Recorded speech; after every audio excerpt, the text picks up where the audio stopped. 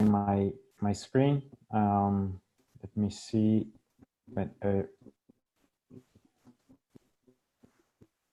Okay, can everybody see my screen? Yes. Perfect. So let's get started. Thank you very much, everybody, for coming by today. It's a short presentation, but packed with information, the same as last year's. But I hope this will be information that will do you good to your organization or to your business, and will help you grow faster and further than what you have been experienced. So we call this strategies for exponential growth, and I hope this will be an eye-opener for everybody. And it's good for NGOs as well as for any kind of organization. Okay, so for those who don't know me, hi, I'm Gabriel. I love cupcakes. I love running too. I'm an industrial engineer. And if could everybody please put your mics on mute, because sometimes we get a little bit of feedback and it starts to produce some noise over here. Thank you. And well, I love math, and I think that everything has geometry in it. So without any further, now you know a bit about me, but what you don't know is that back in 2010, I was around 101 kilos. I got to the ER with a bloated gallbladder. I got pancreatitis. I was yellow as an egg yolk. And I actually went under surgery to get my gallbladder extracted because I was about actually to die. And the important thing about this is that by that time I was just fed up with the way I was living, and I said no more. And I started dieting and I started training, and some kilos I lost, but then some of the rest remained. And then I got to widen my community of runners. I contracted a coach. I bought a watch, a Garmin watch. And in that way, I was able to see all the information that I was generating towards having a healthier lifestyle. And then by the end of a very hard training season, I end up weighing 70 kilos with a body mass index of 14%, with a max volume of oxygen of 54. This is very high, even though the vast majority of you might not know what this is, but this is a major and very efficient way of consuming oxygen with my body. And last year I ran a half marathon, that's 21 kilometers in 1 hour and a half. But it was all with just one thing in mind. It was a long, happy run for the rest of my day, for every day of my life. So that in the picture is me last year running my butt off. So just keep this in mind, because this is super, super important. Even though you're trying, you might want to undergo a shift or a major evolution. It might be personal, it might be professional, but the one thing that will keep you from, actually that will help you doing this evolution is the purpose that you set yourself. So keep this in mind throughout the presentation, and we will close with this same idea on our heads. So, big question. It's an easy one. Who wants to see their revenues or their benefits go like this? The question is, who doesn't, right? We all like this. You might not know this by name, but actually Forbes has called this the hockey stick. And the hockey stick principles are basically 4. First one is the stages where you are walking, imagine a baby who is learning to walk, and you might be stumbling sometimes. And then you go, and that's the dot line. And then you might go into a new phase, okay? Where you might have your operations or your business structure or your procedures and processes more in line.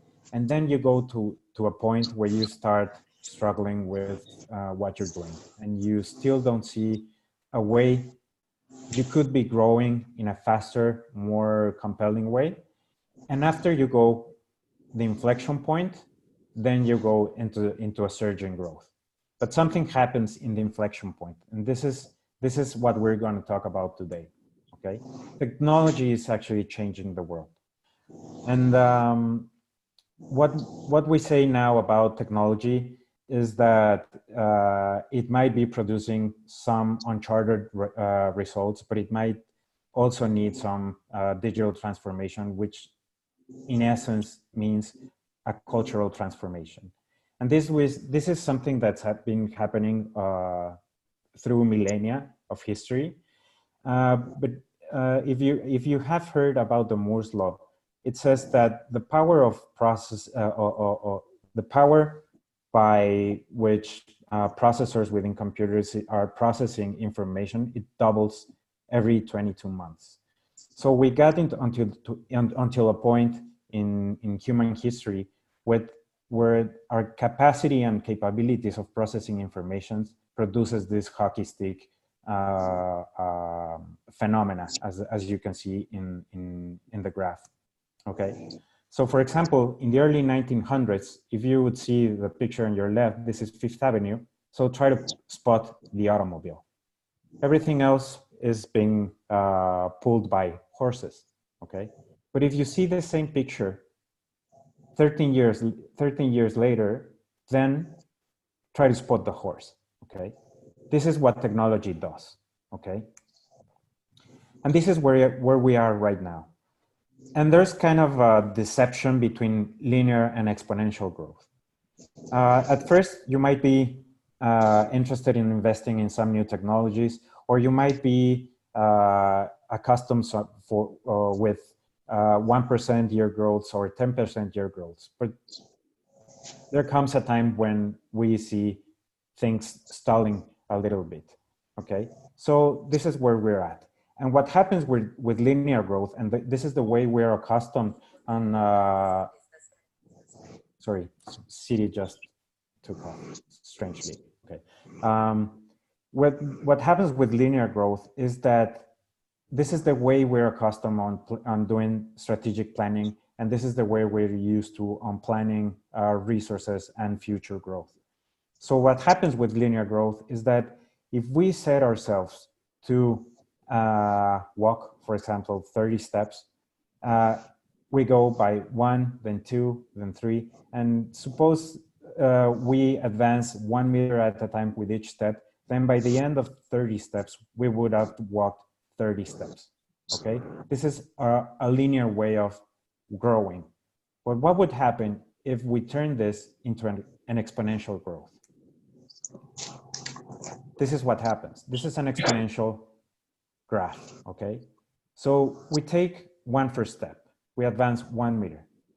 But if we put this in exponential terms, by next step, we would be advancing double of what we advanced in the first step. So that'd be 2 meters, and then 4 meters, and then 8 meters, then 16, 32, 64, 124, etc., etc. So by the end of 30 meters, we would have advanced 1 billion meters. That would have given us a result of going around the Earth 27,000 times, okay? So by the end,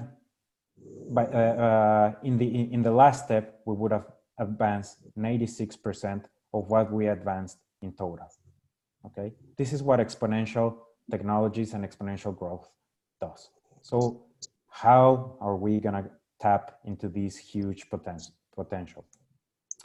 First, there are 4 things that need to happen. Digitize. It's not only about digitizing or undergoing a huge digital transformation on our organizations.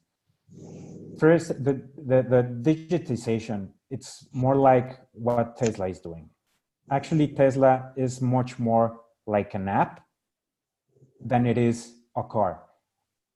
What it happens is that, first of all, Tesla has a lot less movable and moving parts than from any other competitor, for example, Ford or Audi or BMW or Chevrolet.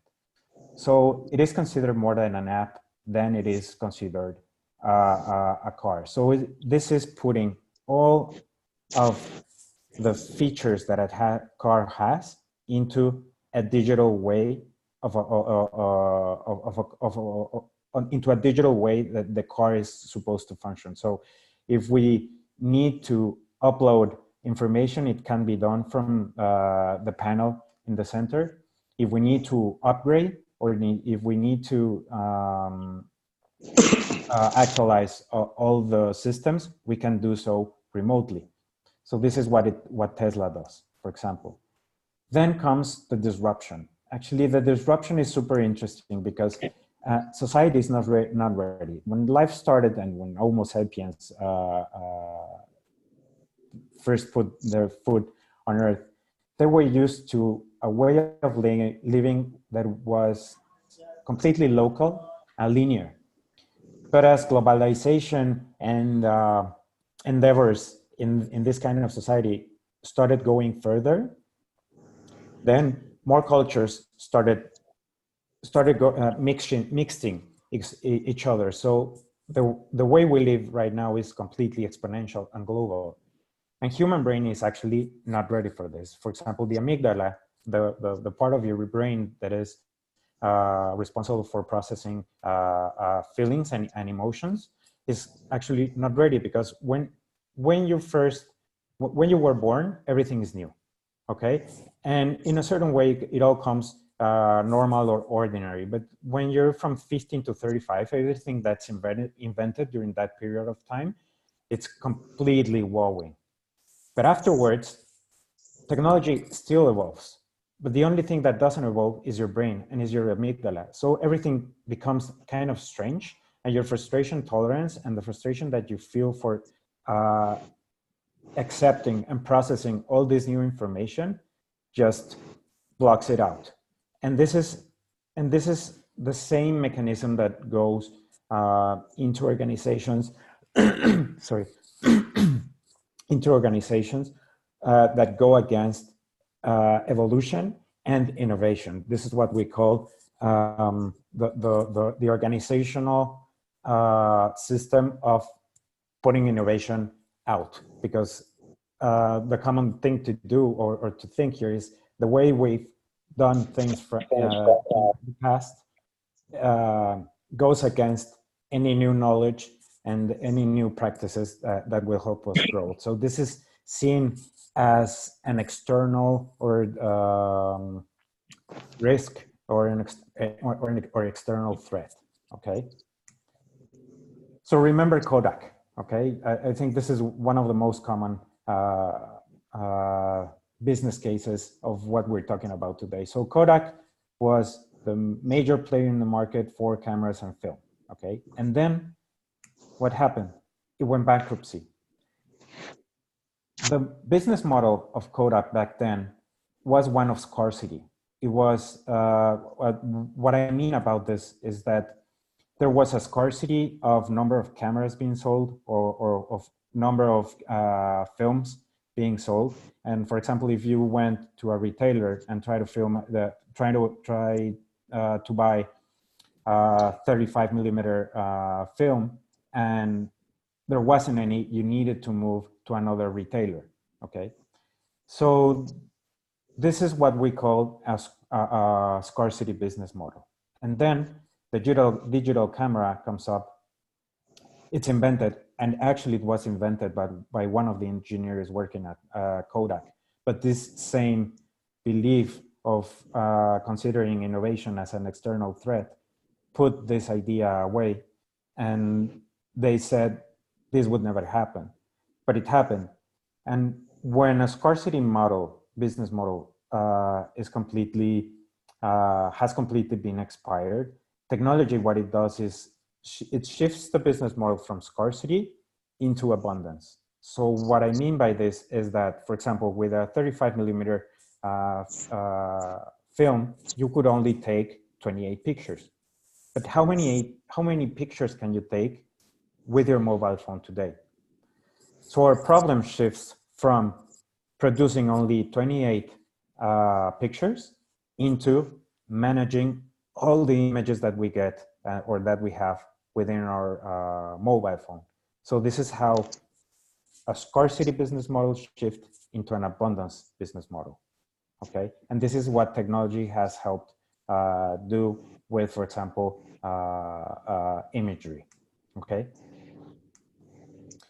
Then when you disrupt a market or a business model or ideas, you actually demonetize. And what happens with demonetization is that because you're producing this massive disruption, the cost of performance of technology starts to drop.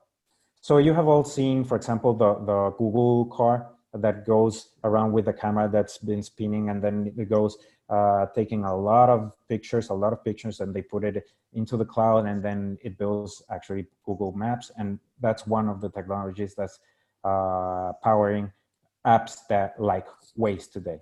So what you do with demonetization is the camera, the camera that the Google car was using, at first it cost around $50,000. Right now, the cost of that camera is just around $500 because it has demonetized, okay? So this is another business model, okay? The newspapers, the advertising, the money media complex, okay? This is a graph of how the revenue in the newspaper industry has gone down from the 2000s into 2013, okay? So it's quite impressive, right? But on the graph on the top right corner, you can see the revenue that's been generated by online advertising. So when you actually disrupt with technology, you demonetize the cost of performance of any technology. And with this demonetization, you democratize the technology. So everybody has access to previous technology that was in the hands of just a handful of players. This is the case, for example, of Jack and Draka. This is a 20-year-old that's actually, he has invented a better way of identifying and treating pancreatic and other types of cancer. But he couldn't have done so 20 years back. It's just because the technology that he's using has been demonetized, has been democratized, and has been disrupted, and has been digitized, okay? So these four things need to happen in order to produce exponential growth. And the way to do so, because it might be a little bit confusing or even complicated to say, for example, how the hell am I going to digitize or democratize or demonetize the technologies that we're using today? So there's a way, don't worry. Okay? There are actually technologies in the fourth industrial revolution that are using all these four features of democratizations and technologies, which we call exponential technologies. One of them is, for example, drones, artificial intelligence, machine learning, deep learning, 3D printing, which is one of my favorites. But all these technologies already exist, okay? And there are three exponential organization attributes. These are all practices that exponential organizations today use to create exponential growth, okay? So the first one is the MTP. This is what we know as an MTP. This is a massive transformative purpose, okay? The second one is scale. This is an acronym. And the second acronym is ideas. So these three together build the exponential organization attributes, okay? So it looks like this. Imagine your left brain and your right brain. So everything that has to do with creative work and tapping into massive creative output, it's on your right, okay? Everything that has to do with measuring and making sense out of things is, you can see on the left. So the IDEAS acronym stands for interfaces, dashboards, experimentation, autonomy, and social. And then on the right, you can see the SCALE acronym, which stands for staff on demand, community and crowd, algorithms, leveraged assets, and engagement. Okay?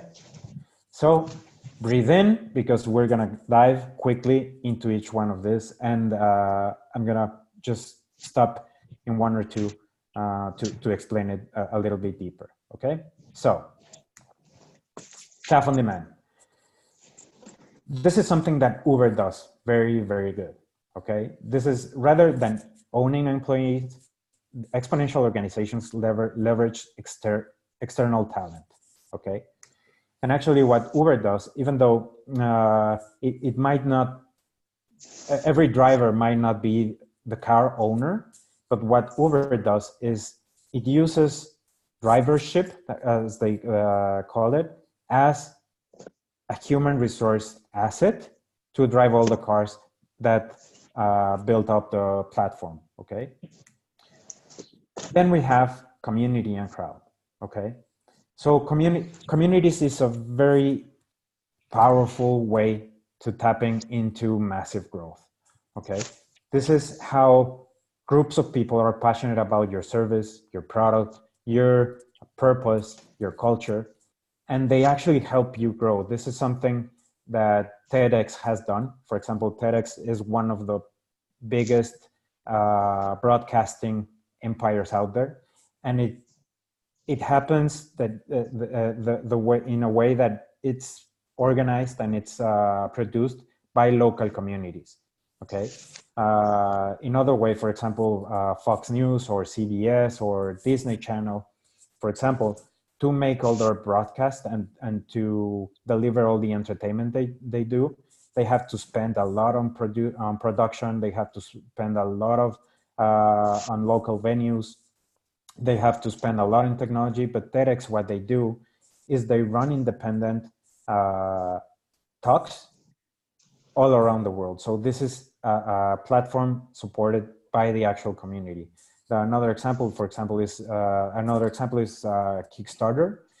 If you have a good idea, if you have a running prototype, a minimum viable product that you need funding to and help you grow or scale and put it into several markets, you can put it into this platform, Kickstarter, and then undergo a campaign for crowdfunding, for example.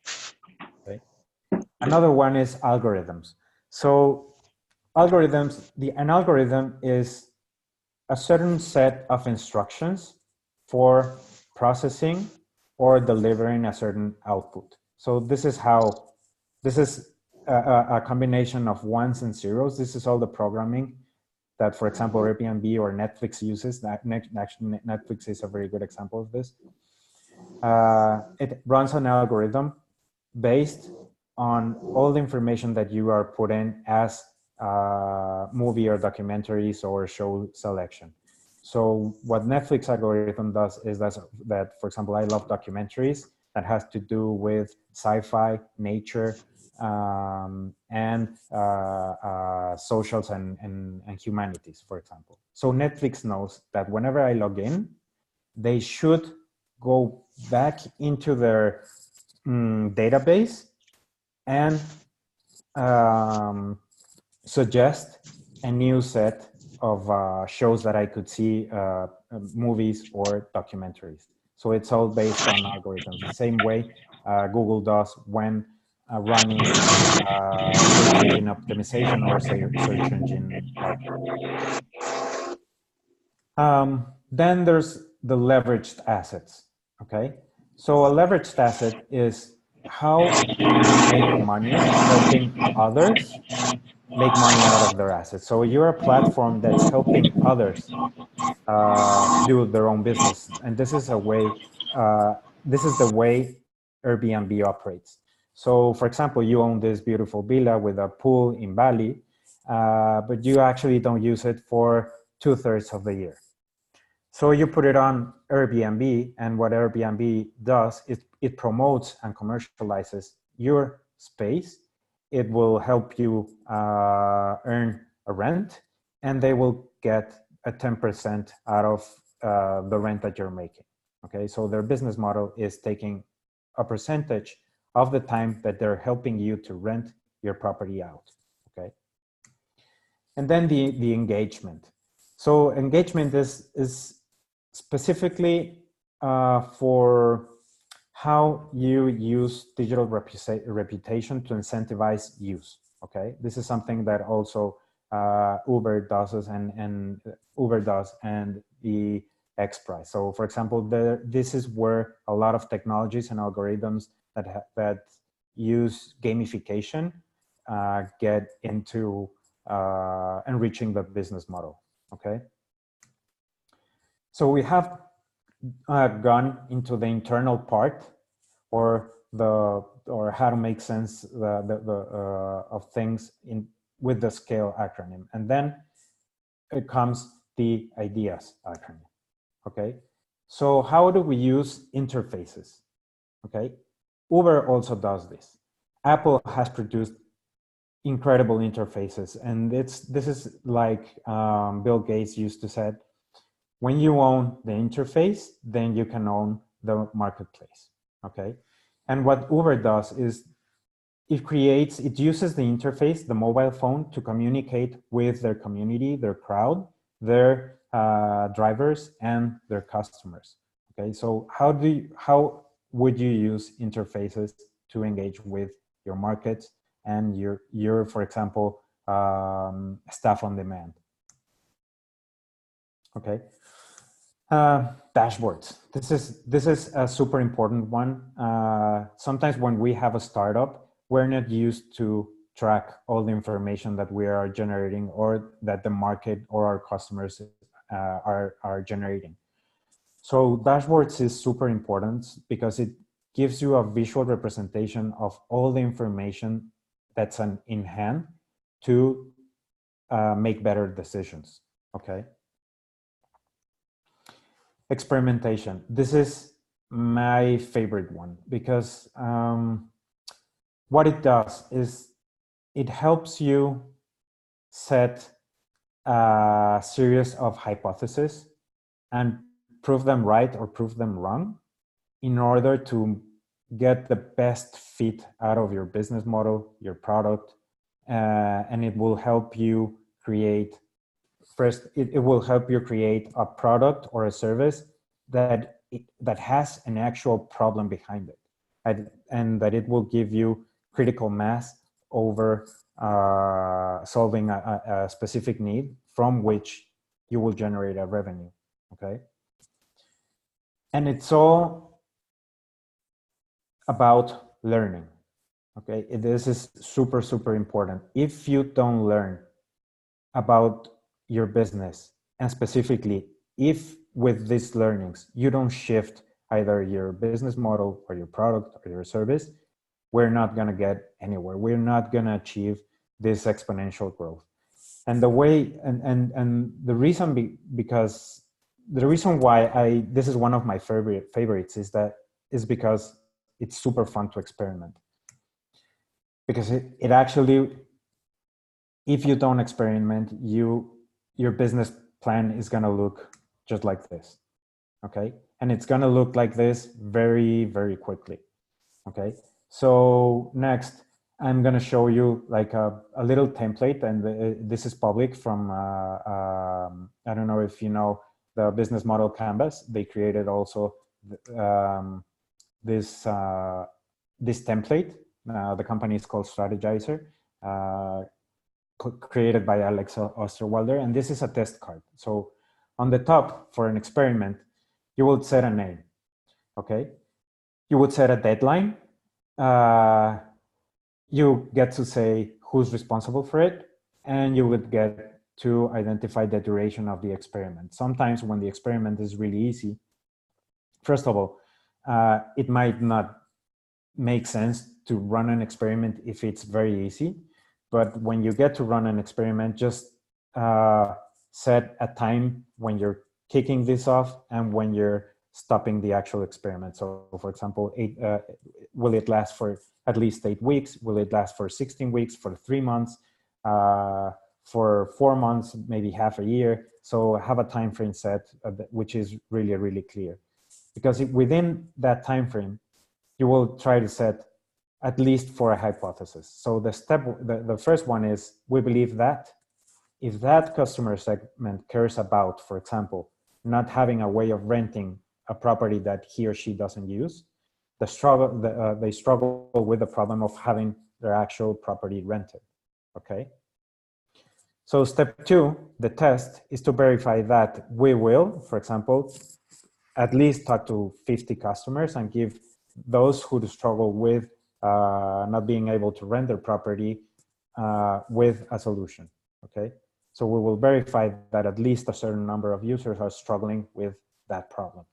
And then how you will get to measure this, okay? In this example, the step 3, the metric is, and measure number of customers who clicked on the URL to the solution X, et cetera, okay? And then finally, what is the criteria, okay?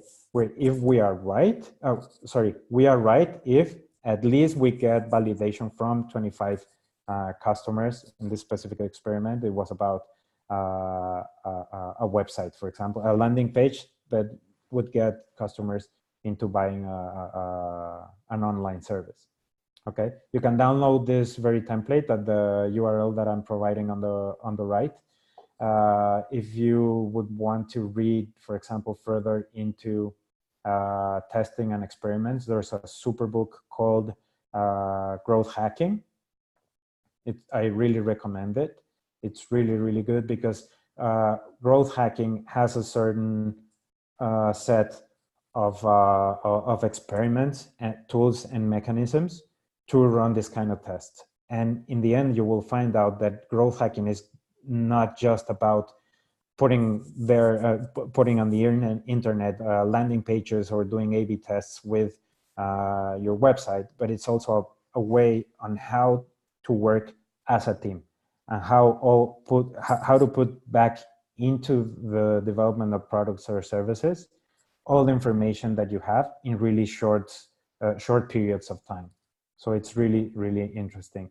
And my suggestion here for you is, whenever you undergo experiments, document everything, because you never know where the learning is going to come, and you don't want to go through the same mistake twice, okay? Next is autonomy. So autonomy is, we are all used, actually I grew with organizational practices that resembled a very, very big corporation, which is, for example, in Manhattan. So there's the big boss, and the big boss has 13 vice presidents, and each vice president has at least 3 or 4 directors.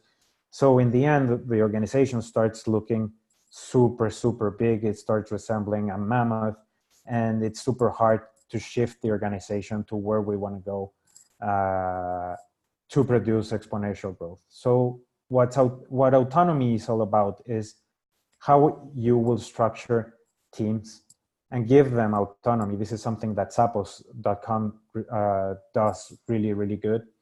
So for example, Zappos is a company that was bought by Amazon a few years ago, but they're all about selling shoes online. And this was one of the first ones. And for example, if you're not getting your order in the time that you were supposed to get it, you could call Zappos, and a representative will get on the phone, and he or she is completely entitled to solve your problem without going to their supervisor, okay? And autonomy is also something that has been put to use in the past by the United States military. Because imagine yourself during the D-Day in Normandy, what would have happened if a soldier would need to take a decision right in the spot, but needed to run it with their commander, and their commander with their commander-in-chief, and the commander-in-chief with the commander-in-chief of the armed forces. Everybody would have gotten killed, okay? So autonomy, what it does is it prepares teams to take decisions on the spot and to take the best decision and to self-organize on the spot, okay? So by now, for example, if you put together experimentation with autonomy, so imagine you're creating a digital platform for, I don't know, let's put Airbnb here. So you're experimenting on increasing conversion ratio on the platform, on Airbnb's platform. And you're getting all this information through the experiments that the product owner and the coders and marketing staff are analyzing on the spot. So they could produce a new version of the platform on the spot, on real time. This is how it works. Because they own now all the information, and they have the training and they have the self-organizing capabilities to do this. So at the same time, they could be running an A version of the platform and a B platform and a B version of the platform, and see which one is giving the best output. Okay, this is how autonomy works. Okay, and then goes social. Okay, this is how you use social technologies to engage, for example, with your staff, which is autonomous right now, and to engage with your crowds, for example, or with your staff on demand. What kind of new technologies or platforms or social technologies will you use to manage all human resources that have to do with your platform, with your business, with your NGO, to produce the best output in the least amount of time? So, for example, we have four examples here. Youth, the four of them. I love the four of them. By the way, Dropbox was one of the biggest growth hacking and experimentation successful case studies that I can tell you, because when they first launched into the market, they weren't producing results, and it was until they started giving away hard drive space in the cloud that they engage with the community using all these social features and social channels to create massive worth, to create massive growth. Sorry. Okay. So this is all about the extra attributes. We just reviewed the scale, the staff on demand, community, algorithms, leveraged assets, and sorry, I forgot. The scale acronym, and then the ideas with the massive transformational purpose. Okay, so I want you to set 5 minutes of your time and try to create a massive transformative purpose for yourself. So first of all, if you grab a piece of paper, just write, what are you passionate about? Maybe it's future, people, technology, or there's something that you really care about. Okay?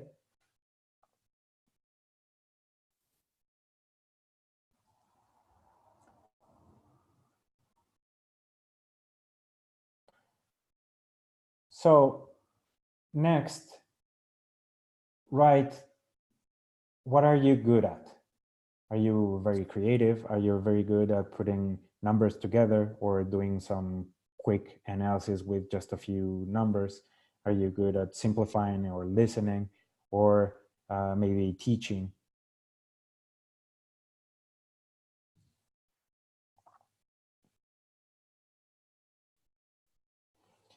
then please write, what will you get paid for?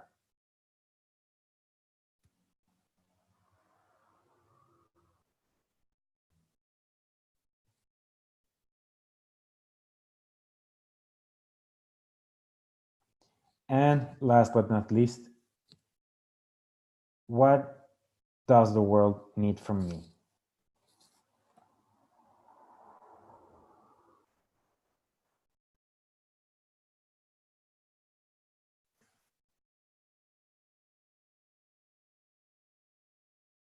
So next, what I would ask you to do is look at the answers that you just wrote on the piece of paper and try to see where do they all come together, and try to create a massive transformative purpose.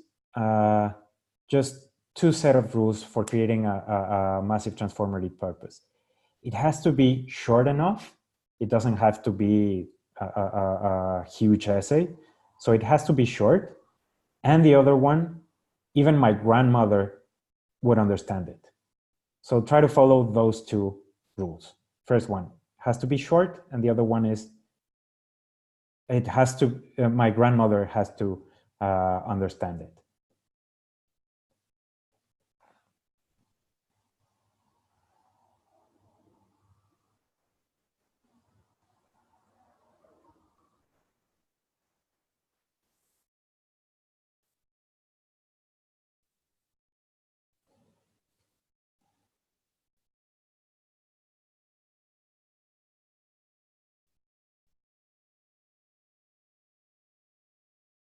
Good?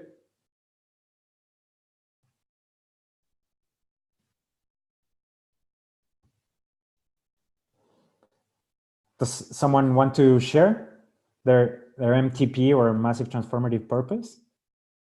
Just put it in the group chat.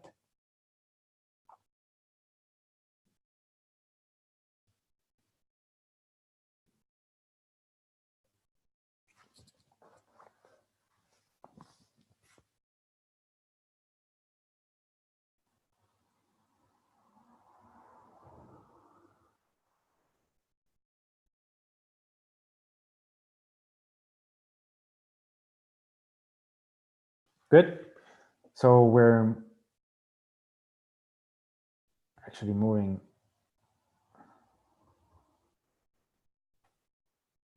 Okay. Sorry. So we're moving on. And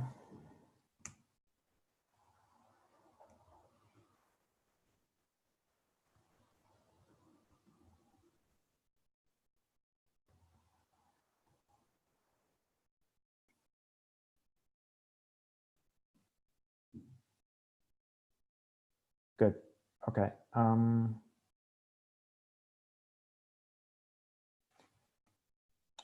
Sorry.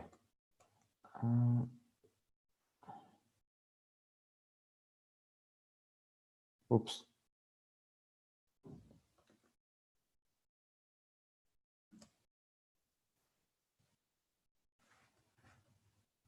Sorry.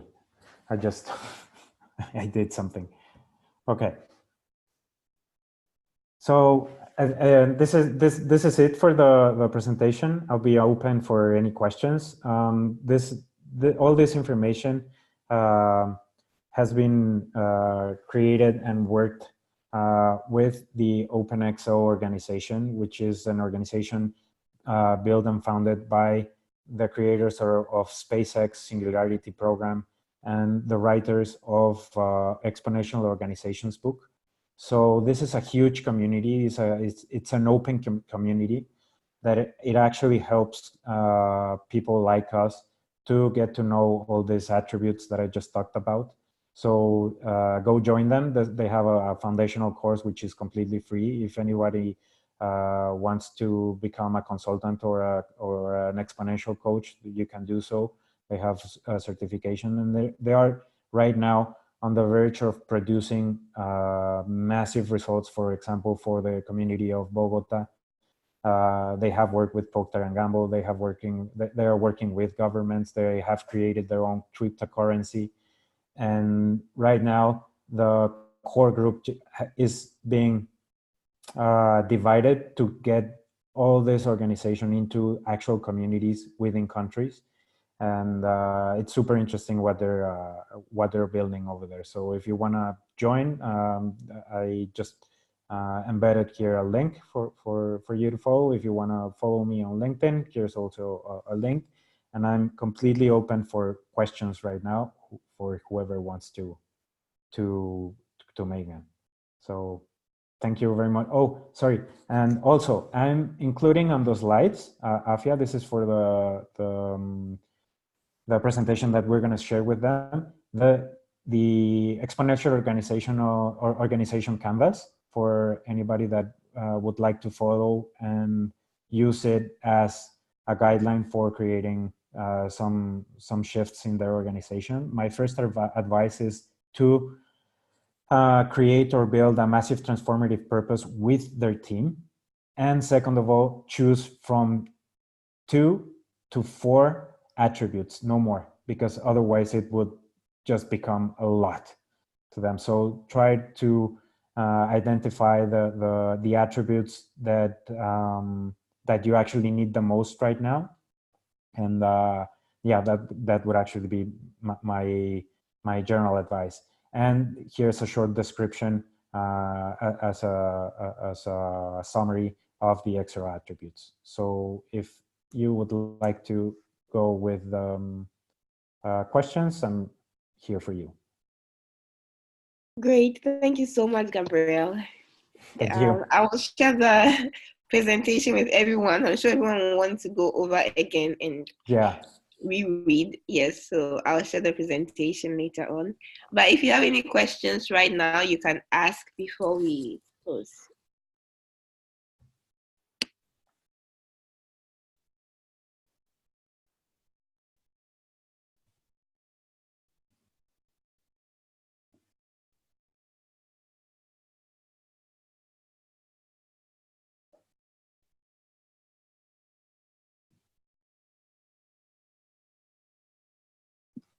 Okay, I actually had a question when you were talking about experimentation, because that is something that we've been trying a lot to do within our team. So I know you showed the card and everything, but I wanted some tips on how to identify which experiments you should run, especially at the early stage, how long the experiment should ideally last, and yes.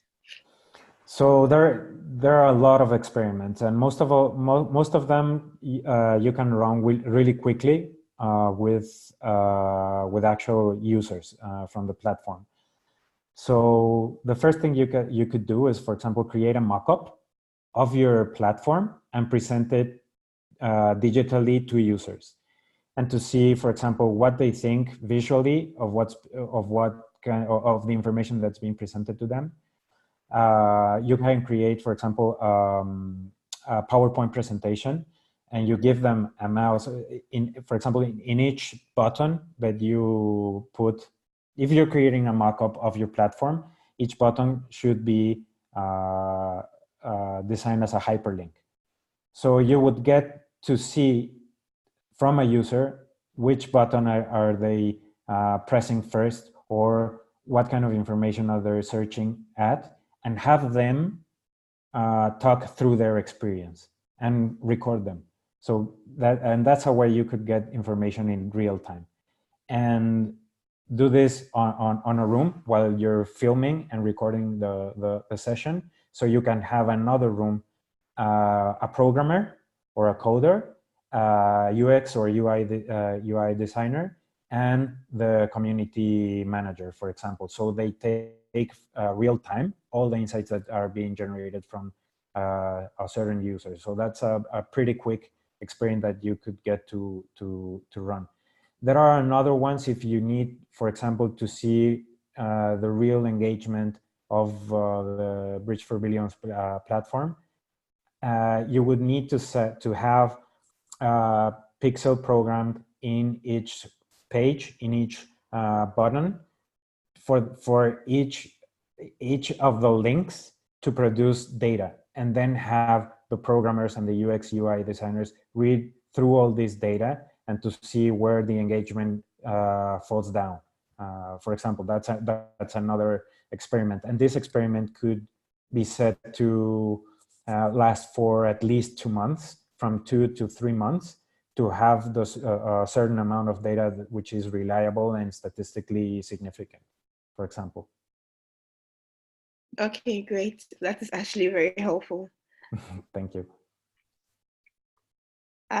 Monica has a question. I don't know if you want to ask Monica, or should I just read it? Oh, this is a good one. I can read it on the chat. It says, how large should you test? Should your test group be for the experiment? Is there a too small number?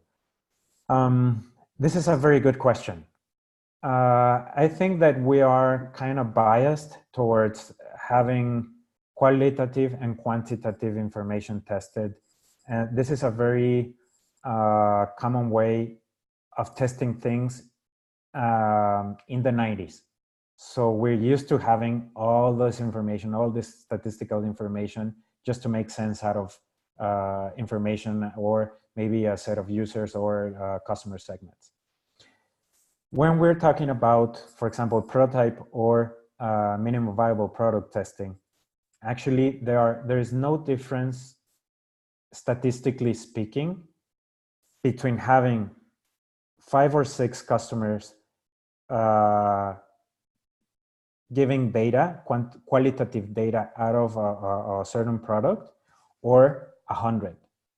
Because by the 6th participant, all the information that's being generated onwards is just marginal. And there is a study from, I think it's Stanford University, which proved that all the data that you need, you will get it by the 5th or 6th user.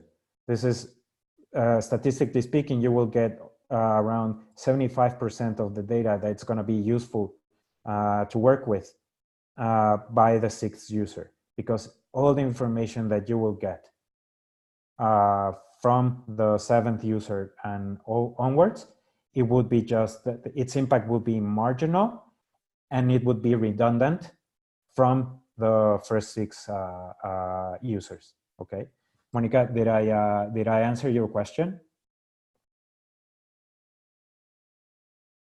Yes, you have. Thanks very much. Thank you. Great. Do we have any more questions? Okay. So if you are in the community, Gabriel is in the community, and you can reach out to him with other questions or for any clarifications. I'm sure he'll be very happy to answer any additional questions. Please do so, because it's a lot of information to get from just this presentation. Each one of the attributes has its own characteristics, and just because you like one, it doesn't mean that's the one that you should be implementing in your organization. So if you have any further questions, please reach out. Let all this information and in the presentation just sink in, and download the presentation. Please do so. I'm just gonna share it with Afia in the next couple of minutes. So please reach out, and I'm happy to help. And I hope you like the presentation today. Yes, we did very much, and we've learned a whole lot. I'm actually going to share with my team, because these are some things we've been thinking about a lot in the past couple of months. Yes, so it's really great. Thank you everyone for joining, and I hope to see you in the next masterclass. So I'll share this in the community by tomorrow. Have a great day, and yes, see you in the next meeting. Thank you, guys. Have a great Thursday. Bye-bye. Thank you, Gabriel. Bye.